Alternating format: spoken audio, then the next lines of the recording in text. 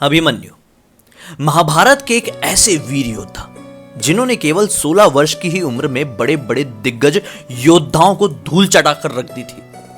उनकी बिल्कुल मृत्यु से पहले दानवीर कर्ण ने उनके कानों में क्या बोला था, क्या फुसफुसाया था।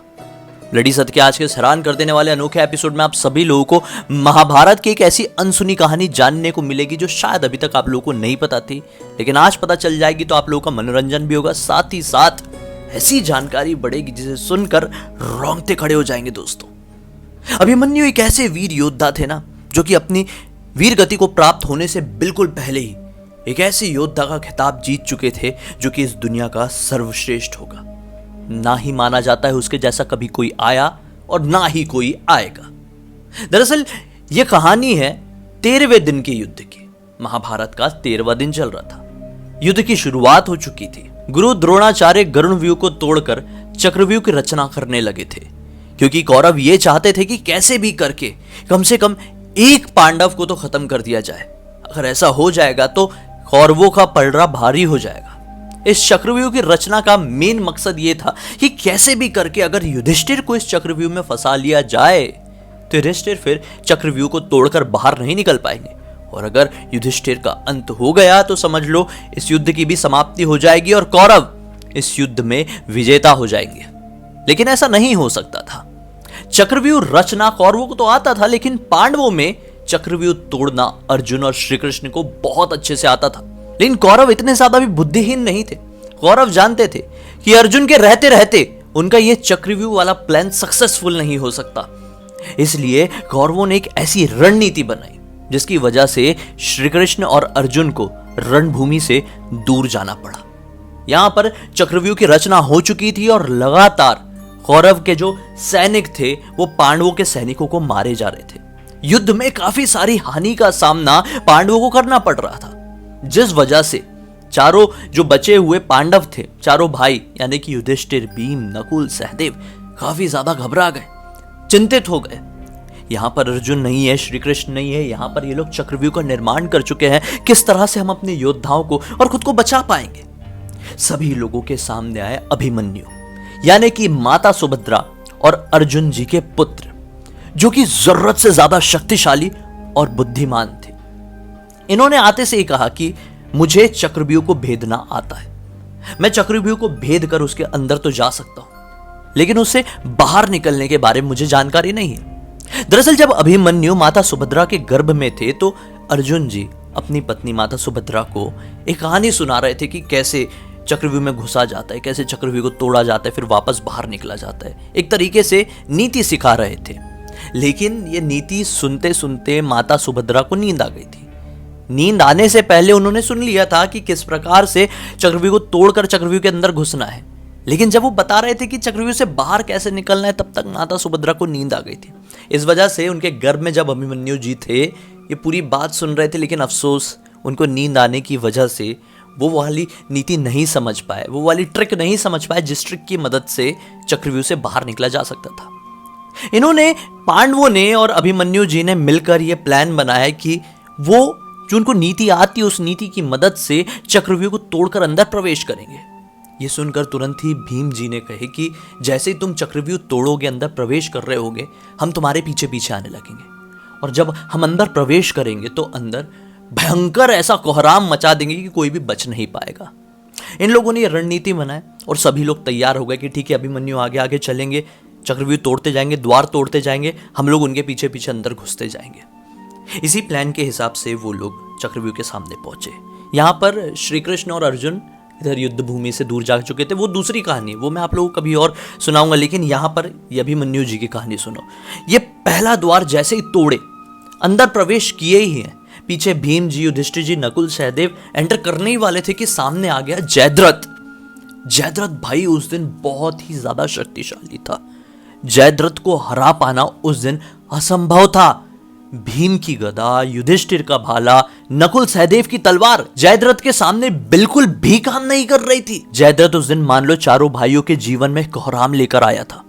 इसके पीछे का कारण मैं आप लोगों को बताता हूं। जयद्रथ इतना ज्यादा शक्तिशाली नहीं था, लेकिन आज ही उसके अंदर इतनी ताकत कहां से आ गई, इसके पीछे भी एक छोटी सी कहानी है। दरअसल एक बार की बात है, जब इन लोगों का अज्ञातवास चल रहा था ना पांडवों का, तब दुर्योधन ने यह बोला था जयद्रथ को कि तुम जाओ और द्रौपदी का हरण करो, जिसकी वजह से सब लोग सामने आ जाएंगे और फिर वापस से उनको अज्ञातवास झेलना पड़ेगा, वापस से वनवास में जाना पड़ेगा।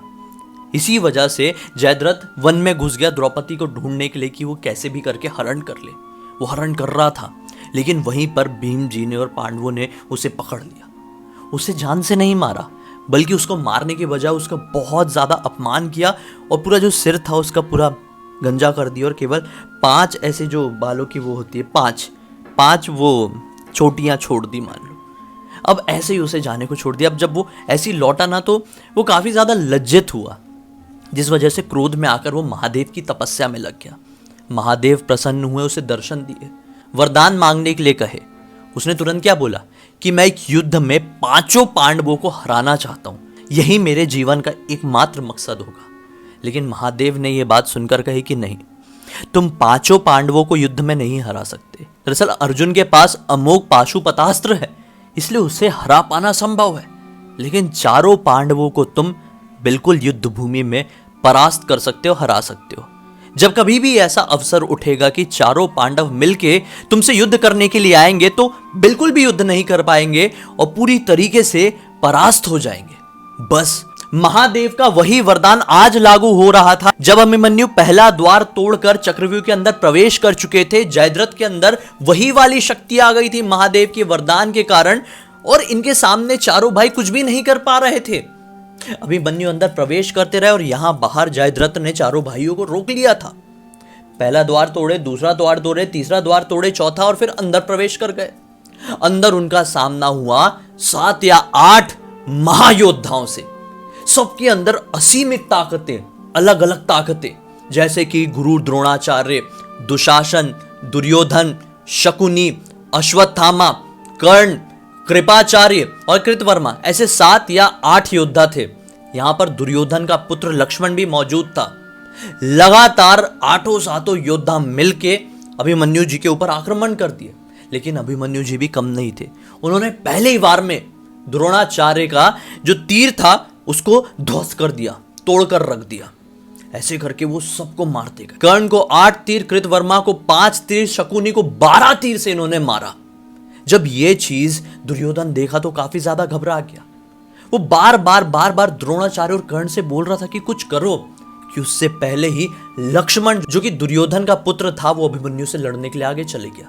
लेकिन अभिमन्यु कम थे क्या, एक ही प्रहार में अभिमन्यु ने लक्ष्मण का जो सर था धड़ से अलग करके रख दिया। जिस चीज को देखकर दुर्योधन काफी ज्यादा क्रोधित हो गया और बार बार दुर्योधन के कहने की वजह से कर्ण ने, जो अभिमन्यु थे, उनका जो धनुष था वो पूरी तरह से तोड़ दिया अपना तीर से प्रहार करके।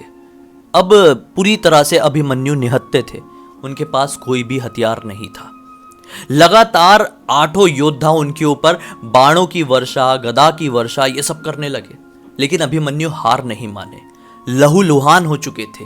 कोई और होता तो वहीं पर वीरगति को प्राप्त हो जाता, लेकिन अभिमन्यु एक रथ का पहिया उठाए, अपने ही रथ का, जो कि कर्ण के तीर की वजह से ध्वस्त हो चुका था, उसी रथ का पहिया उठाए और उस पहिए की मदद से सबसे लड़ने लगे और काफी सारे लोगों को परास्त किए। लेकिन जब लगातार बाणों की बारिश हुई और वो अपना प्राण त्याग नहीं रहे थे, तो कर्ण सामने आए।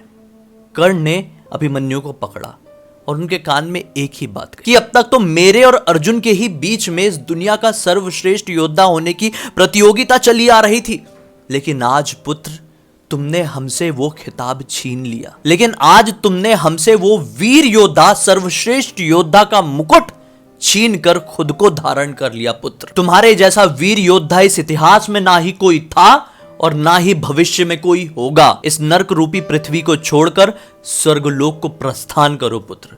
यह कहकर कर्ण ने अपनी तलवार उठाया और अभिमन्यु के पेट से आर पार कर दिया, जिसकी वजह से अभिमन्यु मुस्कुराते मुस्कुराते ही वीर गति को प्राप्त हो गए। लेकिन अभिमन्यु ने उस दिन जो रणभूमि में किया था ना, वो कभी कोई सोच भी नहीं सकता था। जो 16 साल का बालक इतनी बड़ी क्षति पहुंचाया था उस रणभूमि में, उतना किसी ने भी नहीं पहुंचा पाया था। कर्ण, दुर्योधन, अश्वत्थामा, द्रोणाचार्य जैसे योद्धा भी अभिमन्यु को छल से मारने के लिए सामने आए थे, किसी के भी अंदर इतनी हिम्मत नहीं थी कि बिना छल किए अभिमन्यु को परास्त कर देते। उम्मीद करता हूं दोस्तों आज की ये महाभारत की अनसुनी कहानी आप सभी लोगों को जरूर अच्छी लगी होगी।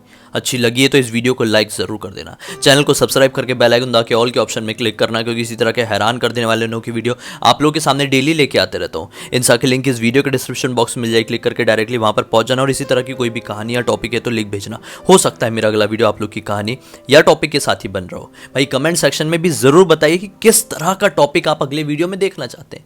चलिए तब तक के लिए बहुत बहुत धन्यवाद। आपका दिन शुभ हो।